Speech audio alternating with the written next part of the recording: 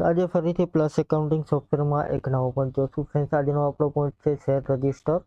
દરેક share register છે એ આપણે જોશું. તો શેર એકાઉન્ટિંગ ખોલી લેશું. ફ્રેન્ડ્સ રિપોર્ટમાં જોશું. અહીં શેરમાં પહેલું આપેલું છે ફ્રેન્ડ્સ કેપિટલ ગેઇન્સ. એમાં ડિટેલ્સ રિપોર્ટ તમને જોવા મળશે, એટલે કે તમારું કેપિટલ ગેઇન્સમાં details report short term long term જે કેપિટલ ગેઇન્સ છે એ તમને જોવા મળશે.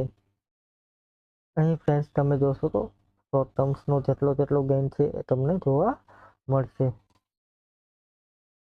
અહીં તમારી ફ્રેન્ડ્સ જે ખોટ હશે એ સ્પેક્યુલેટિવની બાજુમાં તમને જોવા મળશે, અને જે શેર સ્પ્લિટ કરેલા છે એ તમને સ્પ્લિટ જોવા મળશે, મર્જ કરેલા છે મર્જ જોવા મળશે.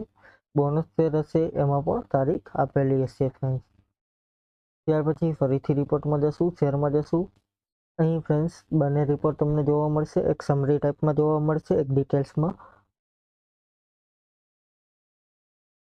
ત્યાર પછી ફ્રેન્ડ્સ સ્ટોક સ્ટેટમેન્ટ આપેલું છે, એમાં તમને જે સ્ટોક હોલ્ડિંગ હશે અથવા તો જે સ્ટોકના તમારે સ્ટેટમેન્ટ જોતા હશે એ તમને અહીં જોવા મળી જશે. ત્યાર પછી બીજા રિપોર્ટ આપેલા છે, એટલે કે બ્રોકરેજના રિપોર્ટ જોતા હોય તો એ તમને અહીંથી જોવા મળશે.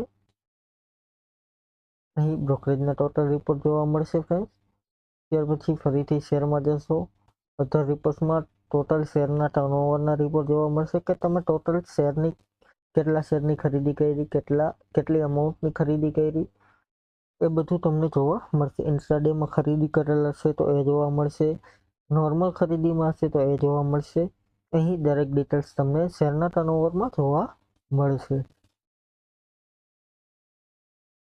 ત્યાર પછી અહીં ફ્રેન્ડ્સ વીકલી, મંથલી, તમારે ક્વાર્ટર વાઇઝ જે પ્રમાણે સ્ટેટમેન્ટ જોતું હોય એ તમે એડ કરી શકો છો.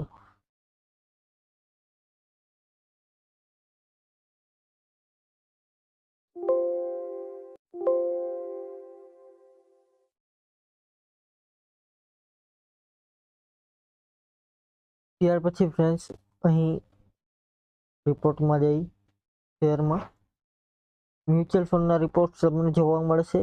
ત્યાર પછી ફ્યુચર એન્ડ ઓપ્શનના રિપોર્ટ જોવા મળશે, કોમોડિટી રિપોર્ટ જોવા મળશે. તમે જે કોમોડિટીના સેલ પરચેસ ઇન્વોઇસ એડ કરેલા હશે એના રિપોર્ટ તમને જોવા મળશે. ત્યાર પછી અહીં ફ્રેન્ડ્સ શેર રજિસ્ટરના રિપોર્ટમાં ફ્યુચર એન્ડ ઓપ્શનનું register, commodity register, investment register જોવા મળશે. ત્યાર પછી મ્યુચ્યુઅલ ફંડના રજિસ્ટર જોવા મળશે. અહીં trading register, IPO register, bonus register, split શેરના રજિસ્ટર, મર્જ એન્ડ ડીમર્જના રજિસ્ટર જોવા મળશે. અહીં ફ્રેન્ડ્સ કોમોડિટીમાં જશો તો કોમોડિટીમાં તમે જે ખરીદી કરેલા છે એ તમને જોવા મળશે.